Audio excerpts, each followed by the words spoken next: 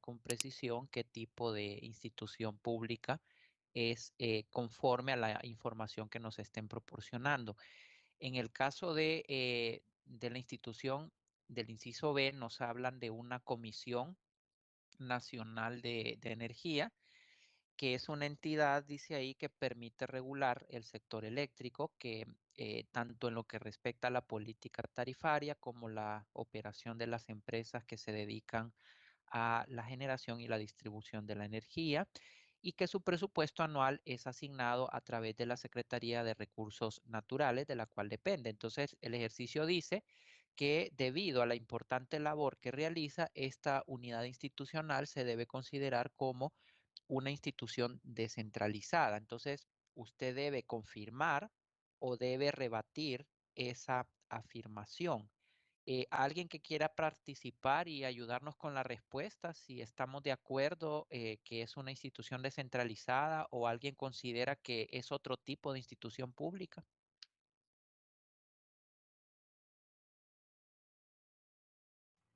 Buenas noches, Lick. Yo considero Noche. que es otro tipo. Ajá. Yo ¿Por pienso qué? que es desconcentrada, porque está adscrita a una secretaría. Y nos dice la Correcto. teoría que las secretarías no son una unidad de gobierno. Exactamente, completamente de acuerdo. Recordemos que si aplicamos las reglas en este orden, lo primero que nos preguntamos es si la institución que estamos analizando es una unidad institucional. Entonces, como bien dice el compañero, aquí directamente nos vamos al no, porque desde el momento que me dicen que depende de otra institución, en este caso de una Secretaría de Estado, inmediatamente descartamos el hecho de que sea una unidad institucional. Por lo tanto, como no es unidad institucional, las opciones que tendríamos es, como él bien menciona, que sea una unidad desconcentrada o que forme parte de otra entidad, quizá de la administración central. Entonces, la respuesta es no, no es una unidad institucional, como lo afirma ese inciso, y que podría ser, de hecho, una institución desconcentrada. Muy bien. En el inciso C nos hablan del fondo de jubilación de los empleados públicos. Es una entidad autónoma que tiene recursos de las aportaciones que recibe de los patronos y de los trabajadores para que estos puedan obtener los beneficios, y que el presidente de este fondo lo nombra el director ejecutivo de esta institución, la nombra el presidente, que entendemos es el presidente del ejecutivo. Entonces dice ahí que este fondo se debe considerar como un organismo desconcentrado. Así que si aplicamos estas condiciones, inmediatamente nosotros vamos a rebatir eso. No sería un organismo desconcentrado porque aquí me dicen con claridad de que es una institución autónoma. Entonces, si es una institución autónoma, significa tiene su propio patrimonio, y por lo tanto descartamos que se trate de una institución desconcentrada. Tendría que ser más bien una entidad de gobierno, y dentro de las entidades de gobierno, la categoría que registraría este tipo de entidad sería institución de previsión social, debido a que se dedica a cubrir, en este caso, a los empleados públicos contra ese tipo de riesgos sociales, ¿no? Ahí lo dice claramente, así que debería clasificarse como institución de previsión social. Y por último, en el inciso D nos hablan de que el gobierno ha proporcionado el 60% del capital accionario de una empresa minera, y en virtud de que el gobierno, y dicho sea de paso, los gobiernos no deben, el Fondo Monetario se rasga las vestiduras y sataniza que los gobiernos sean accionistas de empresas. Sin embargo, legalmente el gobierno legalmente puede ser accionista y puede tener participación en empresas, pero el Fondo Monetario lo mira muy mal. Pero bueno, aquí dice que en virtud de que el gobierno no tiene el 100% de las acciones, no se puede considerar como una empresa pública, y por lo tanto, esta empresa minera sería una empresa privada. Alguien que quiera ayudarnos con la respuesta, si está de acuerdo que es una empresa privada o si hay alguna otra opinión.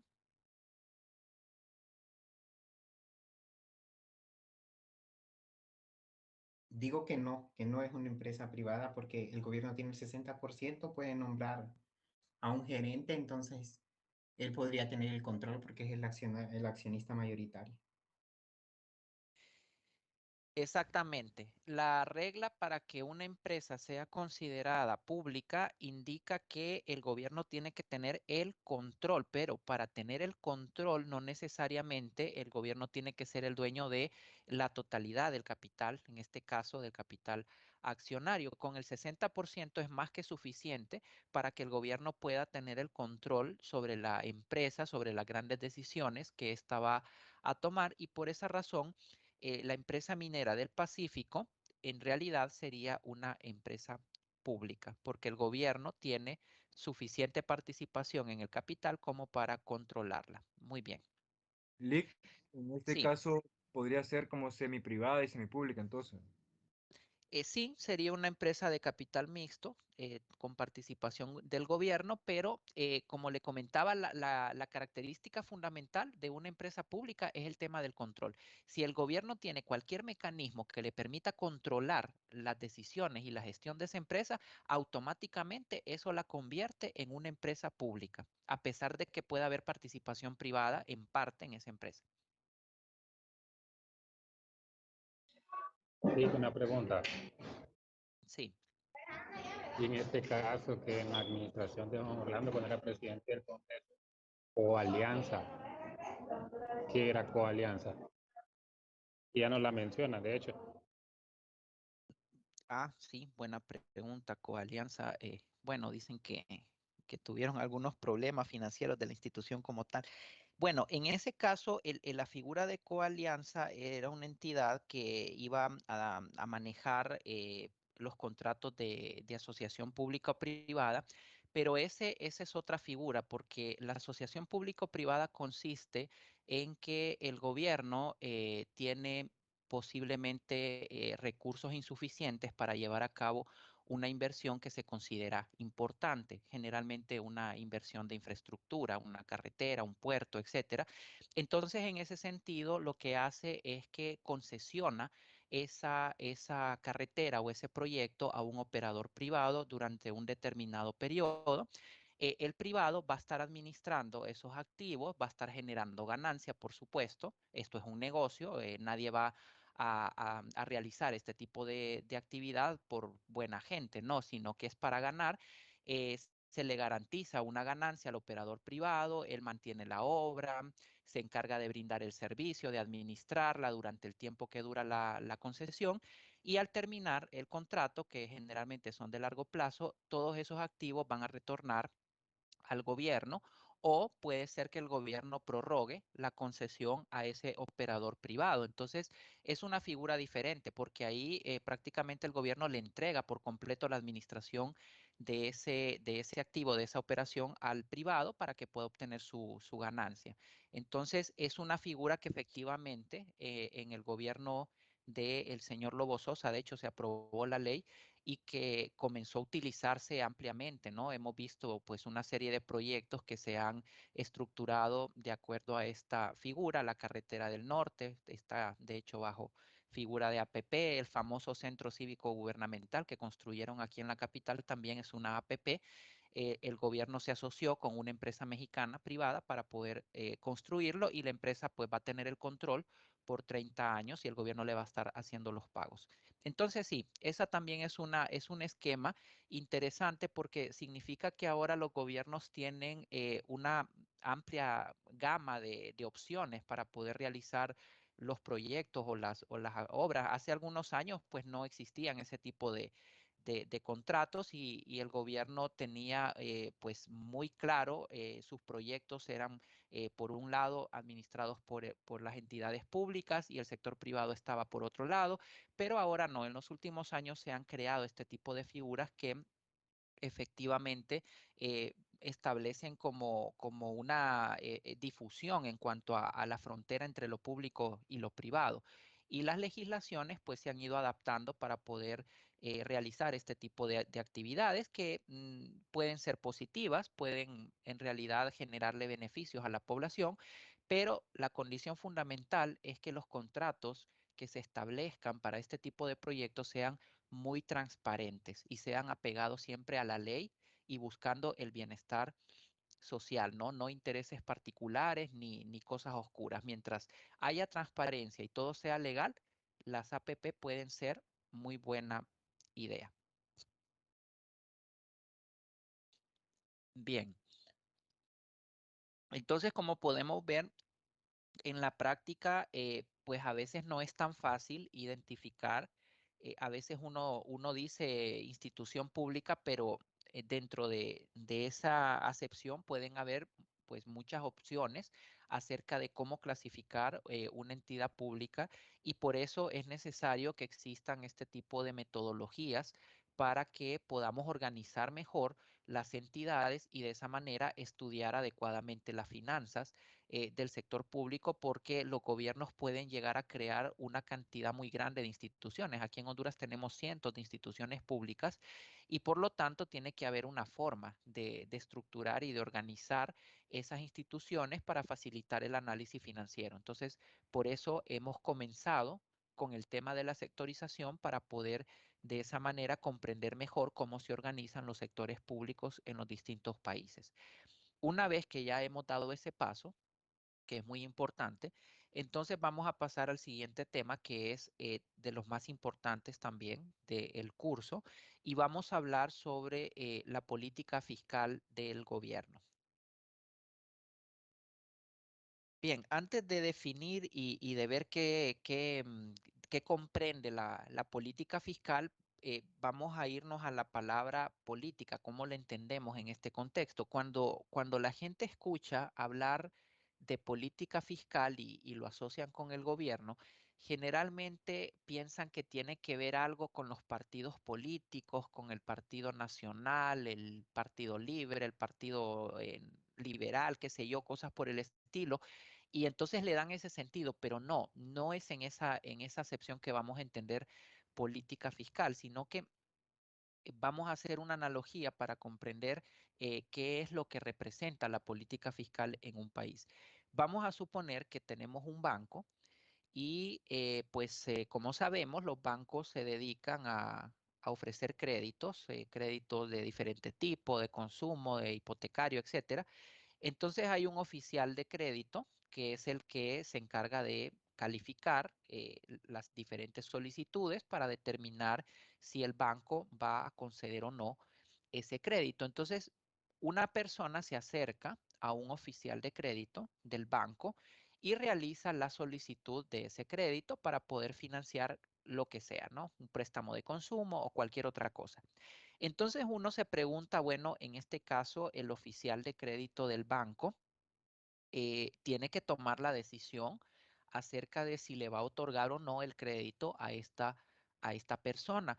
Pero, ¿cómo llega el oficial de crédito a esta decisión? ¿Será que si ese día andaba de buenas, le va a dar el préstamo a la señora? Pero si ese día andaba amargado porque llegó tarde y lo regañaron, entonces está amargado y quiere desquitarse con el primero que encuentra y le va a negar el crédito a la señora, etcétera, etcétera.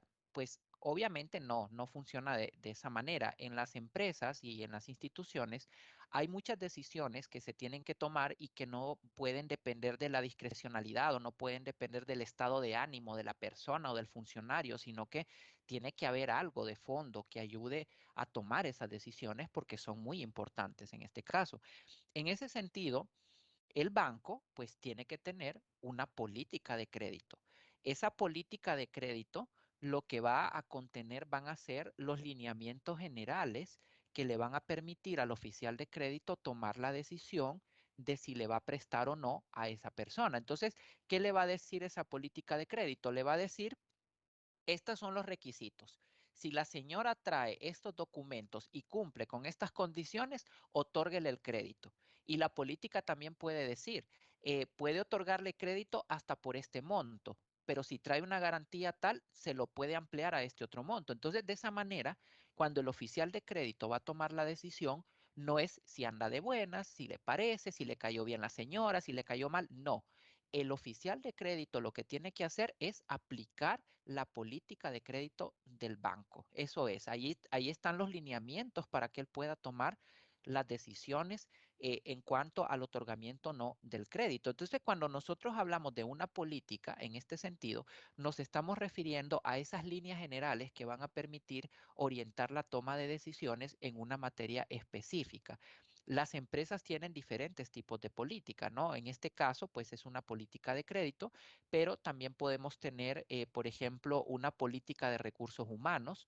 ¿Y qué es lo que le va a decir a usted la política de recursos humanos? Pues le va a dar las líneas generales acerca de cómo va a gestionar el talento humano de la empresa, cómo va a contratar a la gente, cómo la va a ascender, cómo la va a destituir. La política va a tener esas líneas generales para que no exista arbitrariedad en la toma de decisiones, para que uno no ande inventando nada, sino que uno esté soportado en esa política para poder actuar y para poder administrar y gestionar. Entonces, en ese sentido es que se entiende la política fiscal del gobierno. No, no es algo que tenga que ver con partidos y todo eso, no, es en realidad un lineamiento de base que le va a permitir al gobierno, en este caso, manejar sus finanzas.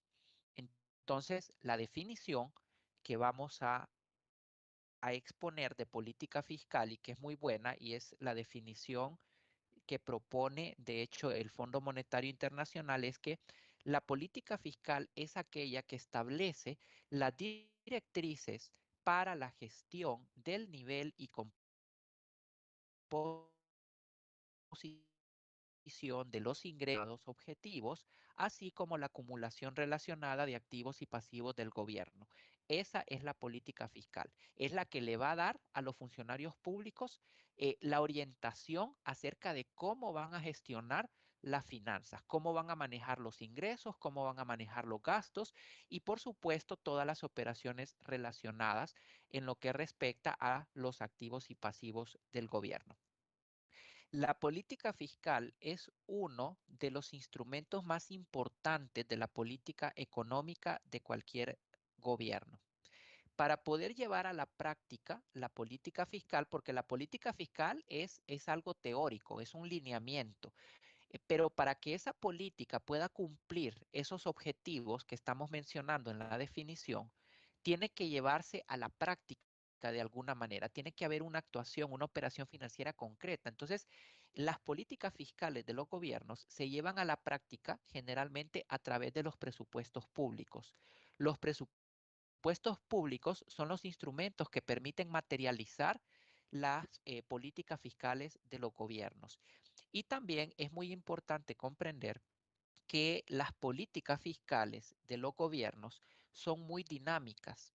Es decir, hay que estarlas adaptando continuamente a las necesidades del país, a las prioridades que pueda tener un gobierno. Entonces, usted va a observar que la política fiscal tiende a variar en un periodo de tiempo relativamente corto, a diferencia de la política de una empresa, por ejemplo, la que mencionábamos ahorita.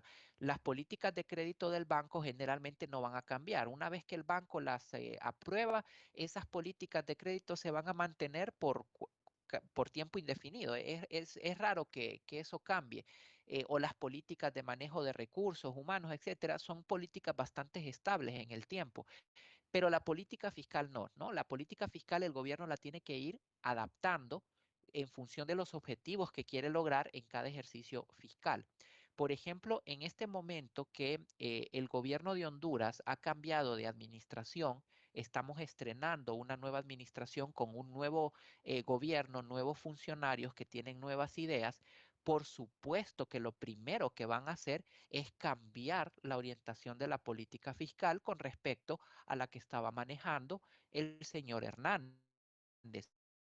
Si ustedes han visto las noticias, van a ver que en estos días la nueva ministra de Finanzas ha dicho que lo primero que ella está haciendo es revisando el presupuesto público y de hecho, no sé, me generaba un poco de gracia porque ella decía que el presupuesto que aprobó el gobierno anterior es el presupuesto de la corrupción y que lo primero que va a hacer es modificarlo, etcétera, etcétera. Entonces, ¿qué es lo que nos está diciendo esta señora? Nos está diciendo que lo que ella va a hacer es cambiar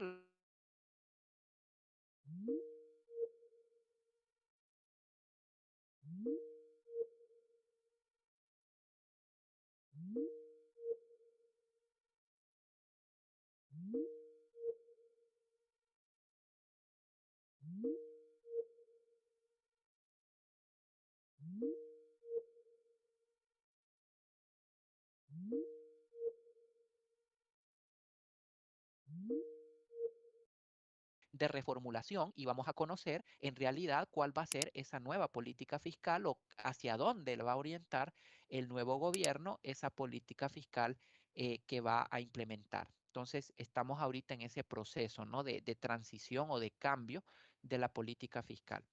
También para que los gobiernos puedan estructurar sus políticas fiscales, tienen que considerar las funciones fiscales básicas, que es lo que vamos a analizar a continuación. Las funciones fiscales básicas van a quedar reflejadas en esa política fiscal y al final, pues son las que van a permitirle al gobierno realizar la estructuración de esa política. Entonces, lo que vamos a ver ahora es lo que está detrás de la política fiscal del gobierno y eso nos remite directamente a lo que conocemos como las funciones fiscales básicas del gobierno. ¿Qué significa esto de las funciones fiscales? Para poder estudiar las finanzas públicas, tenemos que organizar de alguna manera no solo las instituciones del sector público, que eso ya lo hicimos, sino que también tenemos que ver las diferentes actividades que llevan a cabo los gobiernos, porque al final para eso es que ellos realizan la función financiera. Entonces, si usted se pone a pensar qué es lo que nosotros, los ciudadanos comunes y corrientes, recibimos del gobierno o cómo interactuamos con el gobierno, usted se va a dar cuenta que el gobierno nos acompaña desde que nacemos hasta que morimos. Por ejemplo, cuando las señoras se embarazan, ¿a dónde van a controlarse? Pues generalmente a una institución de gobierno, una institución pública que le va a llevar el control prenatal. Muchas de las personas van a nacer en instituciones de gobierno, ya sea seguros sociales, hospitales públicos, etcétera. Luego, a medida que la persona va creciendo, si se enferma, también va a ir a un servicio público, probablemente a recibir servicios de salud. Cuando requiere el servicio de educación, el gobierno va a estar ahí para proporcionárselo. Si quiere poner un negocio, el gobierno le va a tener que dar la autorización.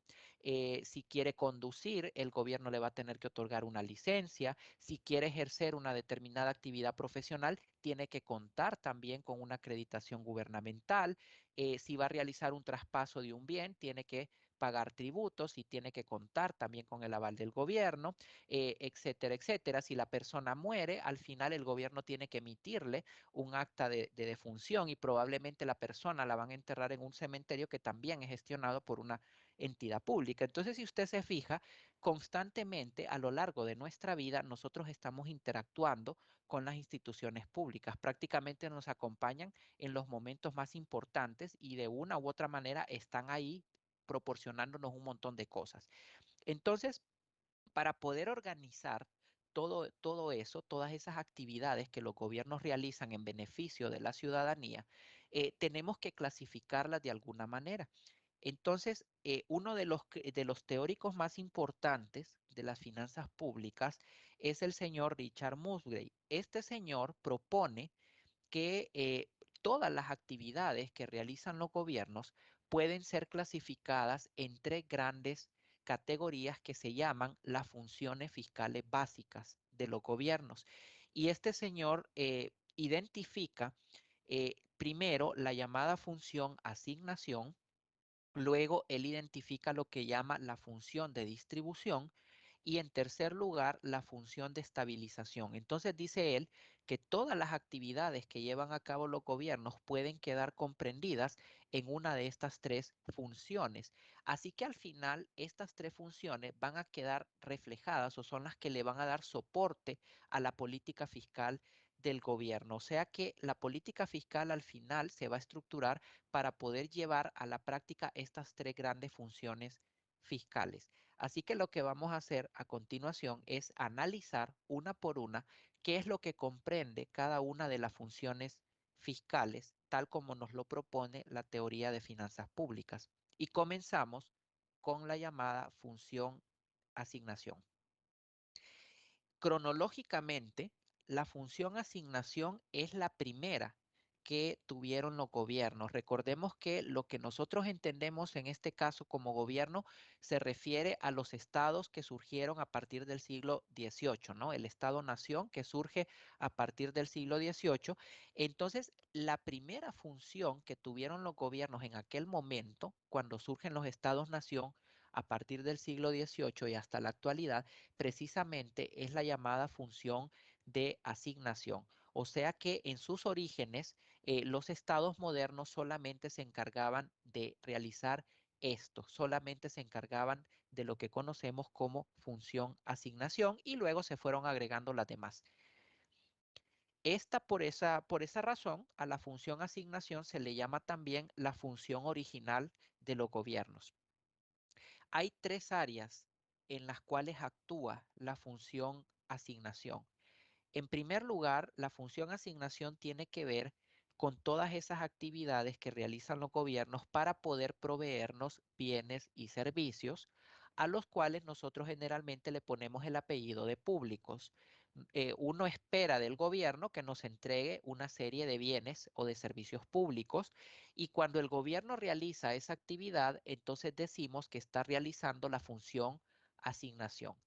En segundo lugar, también los gobiernos llevan a cabo lo que conocemos como corrección de fallos de mercado, porque esta función está estructurada dentro del sistema capitalista, ¿no? Dentro del sistema de economía capitalista. Por lo tanto, como sabemos, el sistema capitalista de producción, que es lo que tenemos hoy por hoy en casi todos los países, tiene una serie de problemas, de fallos que obligan a los gobiernos a realizar este tipo de actividades, de corregir esos fallos para que el sistema sea sostenible. Entonces, cuando el gobierno efectúa este tipo de actividades y corrige fallos de mercado para que el sistema capitalista pueda seguir su curso, ahí también decimos que está realizando la función de asignación. Y en tercer lugar, los gobiernos pueden determinar lo que se llaman bienes preferentes o bienes indeseables y ahí también está realizando función asignación. Entonces, en resumen, la función asignación implica tres áreas de actuación. Los gobiernos proveyéndonos bienes y servicios, los gobiernos corrigiendo los fallos de mercado y los gobiernos determinando bienes preferentes e indeseables. Veamos cada uno en detalle. Primero, la función asignación en el área de la provisión de bienes y servicios públicos. Aquí, la primera pregunta que nos vamos a hacer es, ¿qué entendemos por bienes públicos? Que son los que los gobiernos generalmente nos van a entregar. Nosotros todo lo que el gobierno nos entrega, mejor dicho, lo llamamos bienes o servicios públicos, pero vamos a ver en realidad qué condiciones tienen que tener esos bienes o servicios para que podamos decir que son públicos. Hay muchas formas de clasificar los bienes. Y dicho sea de paso, cuando hablamos de bienes, nos estamos refiriendo a aquellos elementos que permiten satisfacer o cubrir una necesidad humana. Eso es un bien. Un bien es producto de una actividad que tiene que llevar a cabo el ser humano, una actividad en la cual tomamos unos recursos, los transformamos y generamos esos bienes que nos van a permitir satisfacer una necesidad determinada que podemos tener como seres humanos, ya sea de forma individual o colectiva. Entonces, una forma de clasificar los bienes, que son los elementos satisfactores de necesidades, es clasificarlos en bienes privados, bienes públicos y bienes mixtos. Es una manera de verlo. ¿Qué características son las que nos ayudan a identificar qué bienes son privados, qué bienes son públicos o qué bienes son mixtos? Pues son dos características.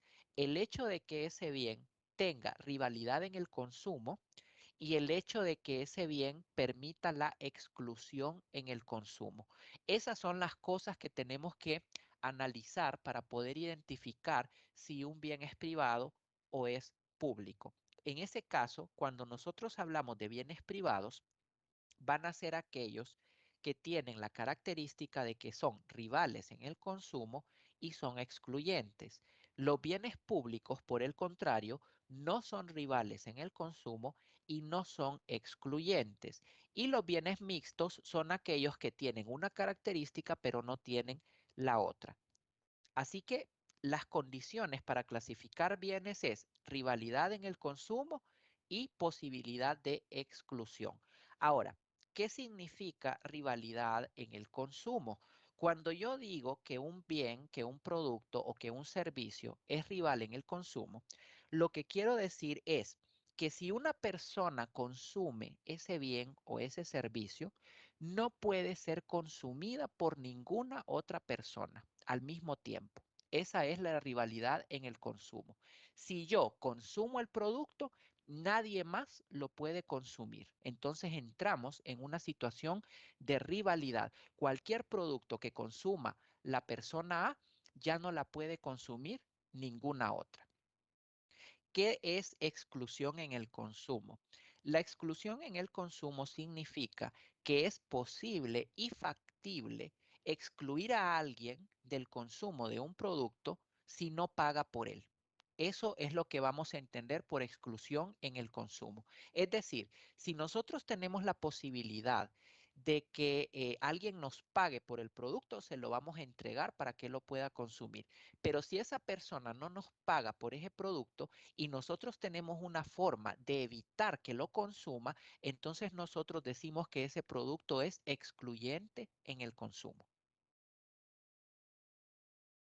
Los bienes privados. Los bienes privados son, pues la mayoría son cosas que nosotros adquirimos a diario, estamos muy familiarizados con los bienes privados y recordemos que los bienes privados son rivales en el consumo y son excluyentes. Por ejemplo, una Coca-Cola. ¿Una Coca-Cola tiene la característica de ser rival en el consumo? Sí, porque si una persona se toma esa Coca-Cola, ya no está disponible para que la pueda consumir ninguna otra. Es decir, o lo consume Pedro o lo consume Juan. Pero al mismo tiempo las dos personas no pueden consumir ese mismo producto. Hay rivalidad en el consumo. Una hamburguesa, por ejemplo, también es un bien rival en el consumo. Si yo la como, no la puede comer ninguna otra persona al mismo tiempo. Hay rivalidad. También los bienes privados son excluyentes, es decir, si me pagas, te voy a dar el producto. Si no me pagas, te voy a excluir para que no lo consumas. El servicio de transporte público, por ejemplo, ¿no? De un taxi. ¿Es posible y factible excluir a alguien de que reciba el servicio de transporte si no me paga? Por supuesto que sí. Si usted paga una tarifa, el transportista le va a brindar el servicio y lo va a trasladar a donde usted quiera ir. Pero si usted no le paga la tarifa, pues el transportista no lo va a llevar, no le va a brindar el servicio, lo va a excluir del consumo. Si usted va a una pulpería o a una tienda o a un supermercado y usted quiere un bocadillo, quiere unos churros o algo, si usted paga, se lo van a dar. Si usted no paga, no le van a entregar ese producto, lo van a excluir del consumo. Entonces los bienes privados tienen esas dos condiciones. Son rivales y es posible excluirlos si usted no paga por ellos.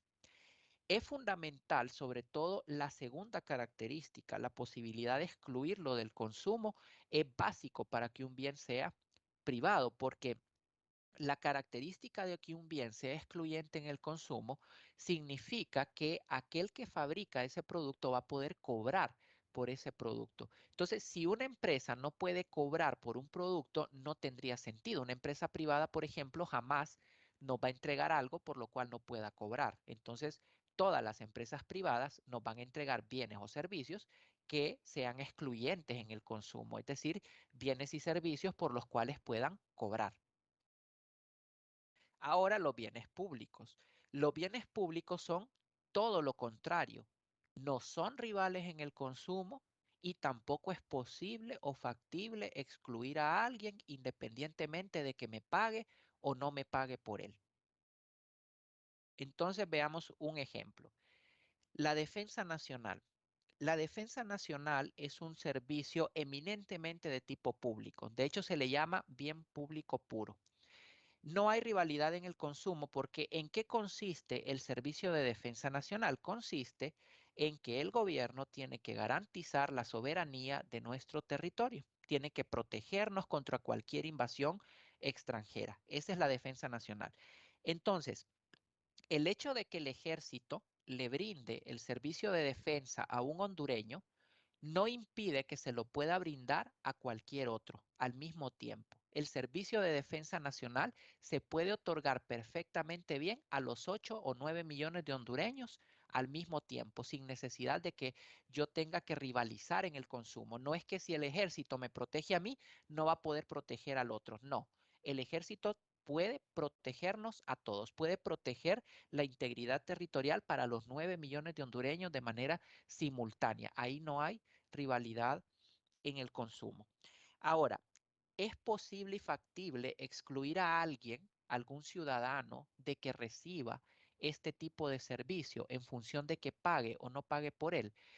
Bueno, hagamos un ejemplo tonto. Vamos a suponer que el gobierno dice a los hondureños, a los ciudadanos, que va a financiar el ejército a través de una cuota voluntaria, es decir, que los hondureños que quieran aportar al ejército, pues van a hacerlo y de esa manera recibir el servicio de defensa nacional. Entonces, imagínense que de los 9 millones de hondureños, solamente 100,000 personas contribuirían voluntariamente a financiar el ejército. El resto de hondureños no lo harían porque odian al ejército, porque no sirve, porque no sé qué, etcétera. Y nadie más paga, solo los 100,000. Entonces, en caso de que llegara una invasión extranjera, por ejemplo, de El Salvador, etcétera, imagínense ustedes que el ejército dijese, no, pero como solo 100,000 hondureños contribuyeron para financiarme, yo solamente voy a proteger a esos 100,000 hondureños, a los otros 8 millones que El Salvador se los lleve y que los mate, que no, no, ¿verdad? No podría hacerlo de esa manera. No hay posibilidades de que el ejército pueda identificar quiénes le pagaron y protegerlo solo a ellos. No, o protege a todos o no protege a nadie. Entonces, independientemente de que nosotros pagáramos o no pagáramos para recibir el servicio de defensa nacional, lo vamos a recibir igual, porque es un servicio de tipo colectivo. Se tiene que entregar a todos al mismo tiempo. Entonces ahí no es posible excluir a nadie independientemente de que me pague o no me pague. Otro ejemplo. Vamos a suponer que tenemos un edificio de apartamentos, ¿no? Como el que estamos viendo en la parte derecha. Que se están haciendo muy populares hoy por hoy. Entonces, cada piso corresponde a un departamento que pertenece a una persona específica. Vamos a suponer que la administración del edificio le dice a los vecinos que contribuyan voluntariamente para financiar el servicio de bomberos. Entonces, toda la gente es muy consciente y dice, bueno, sí, vamos a financiar, vamos a contribuir para cubrir el servicio de bomberos. Pero el vecino del edificio 5, del piso 5, perdón, siempre hay una mosca en la sopa, siempre hay uno que quiere llevarle la contraria al universo, dice, no, yo no quiero pagar, no quiero financiar el servicio de bomberos, no me importa, no voy a pagar. Bueno, y no paga. Entonces resulta que con el tiempo, pues se produce un incendio en el edificio y para rematar, pues resulta que el incendio empieza en el piso 5, en el del vecino que no quiso pagar por el servicio de bomberos. En este caso nos preguntamos, ¿se podría excluir a esa persona de que reciba el servicio de bomberos porque no pagó? Él fue el único que no pagó, todos los demás lo hicieron, pero sería posible y factible excluirlo. No, como no me pagaste, podrían decirle los bomberos, pues no te vamos a ir a ayudar. No, independientemente de que esta persona haya pagado o no por el servicio de bomberos, van a tener que prestarle el servicio, porque los demás sí pagaron y se van a ver afectados si no se lo entregan. Entonces, cuando nosotros tenemos un servicio o un bien que es no excluyente, independientemente de que usted lo pague o no lo pague, se lo van a dar por igual. No pueden excluirlo del consumo. Ese es el problema que tienen los bienes públicos, que se le tienen que entregar a todos o a ninguno. Y tenemos los bienes mixtos, que los bienes mixtos, pues, como decíamos, son aquellos que pueden tener una característica, pero pueden no tener la otra. Por ejemplo, la pesca en mar abierto. ¿Es rival en el consumo eso? Sí, porque cualquier pescado que sea capturado por un buque ya no va a poder ser capturado por otro. Hay rivalidad. Pero ¿es posible excluir a un buque de que realice pesca en mar abierto en función de que pague una cuota? No. el gobierno no tiene forma de controlar porque es mar abierto, pueden ser inclusive aguas internacionales sobre las cuales los gobiernos no tienen jurisdicción y por lo tanto, independientemente de que un barco pagara o no, puede tener acceso a ese recurso. Entonces ahí no habría exclusión y sería un bien de tipo mixto. Otro ejemplo, podemos tener el servicio de televisión por cable y en el servicio de televisión por cable no habría rivalidad en el consumo porque 2 o 3 o 4 o cualquier cantidad de personas podrían recibir la señal al mismo tiempo. Sin embargo, sí es posible excluir a alguien de que no reciba ese servicio en virtud de que pague o no pague. Entonces, ese sería un ejemplo de un bien de tipo mixto que tiene una condición pero no tiene la otra. Bien, la función asignación entonces implica que los gobiernos se van a encargar de proveernos de estos bienes y servicios públicos y esa provisión de bienes puede ser realizada a través de una producción directa que realice el gobierno, es decir, el gobierno puede llevar a cabo todo el proceso productivo, puede adquirir los insumos, puede transformarlos, puede obtener los bienes y luego trasladárselos a la ciudadanía, pero también podría hacerlo a través del sector privado, es decir, el gobierno puede contratar una empresa privada para que lleve a cabo esa producción y entregársela a la ciudadanía, solamente que el gobierno lo financiaría y de cualquier manera estaríamos siempre dentro de la función de asignación y el gobierno estaría proveyéndonos bienes y servicios. Bien, cuando nosotros tenemos los bienes públicos, se genera un problema que en finanzas públicas se conoce como el problema del parásito. El problema del parásito dice que los ciudadanos no van a pagar voluntariamente por los bienes públicos si esperan obtenerlos de todas maneras, como el ejemplo que les contaba del servicio de bomberos. Si usted sabe que pague o no pague, le van a dar el servicio, probablemente usted decidiría no pagar y convertirse en un parásito y vivir a expensas de los otros que sí están pagando. Entonces, para evitar el problema del parásito en los bienes públicos, lo que el gobierno hace es que nos obliga a financiarlo con impuestos. El gobierno nos cobra impuestos y con esos impuestos financia esos bienes públicos que nos entrega. De esa manera, nosotros no somos libres de decidir si vamos a pagar o no por ellos, sino que al pagarlo mediante tributos, pues estamos contribuyendo todos a financiar esos bienes y al final podemos recibirlos, ¿no? Bien, por hoy vamos a dejarlo hasta aquí. El día de mañana, salvo que alguien tenga alguna consulta sobre el tema, el día de mañana no vamos a tener sesión. Sin embargo, no significa que ustedes no deban conectarse. Recuerden que hay un trabajo en grupo que tienen que entregar el día domingo.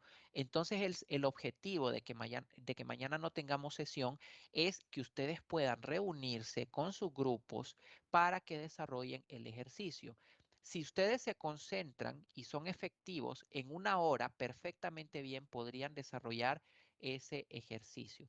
Trabajar en grupo es difícil, es tedioso. A mí en lo particular no me gustaba trabajar en grupo. Creo que es bastante complicado a veces porque cada persona es un mundo, como dicen.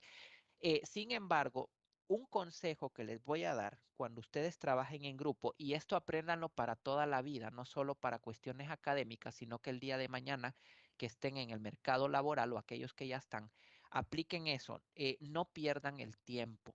El mayor problema que uno tiene cuando trabaja en grupo es que todo mundo quiere opinar y a veces en una tontera se están horas y horas discutiendo sobre lo mismo y se les va la hora y no avanzan absolutamente nada. Ese es el principal problema que tienen los trabajos en grupo.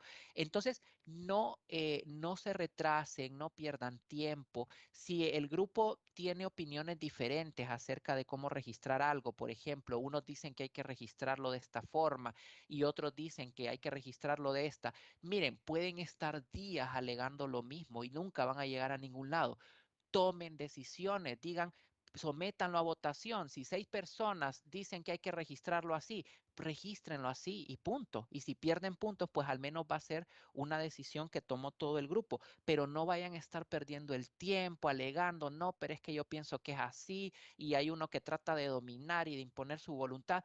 No, los coordinadores traten de moderar ese tipo de cosas para que el trabajo sea fluido y no vayan a estar horas y horas alegando lo mismo, que es lo que uno mira no solo en los grupos de trabajo de estudio, sino que también en las empresas, en las entidades, es muy frecuente que pase eso. A mí en lo particular eso me saca de mis casillas y una de las funciones que yo tengo en mis departamentos, en la institución que trabajo, es esa, precisamente garantizar que podamos llevar rápido a una decisión y realizar la actividad, porque si no perdemos el tiempo, entonces ustedes háganlo de esa manera, ¿no? Para que avancen y en una hora puedan desarrollar el ejercicio. Así que mañana, repito, no hay sesión conmigo, pero reúnanse ustedes como grupo para que puedan completar el ejercicio acumulativo que es para el domingo. Bien, si no hay consultas, pues daríamos por concluida la sesión de hoy y nos conectaríamos hasta el día lunes.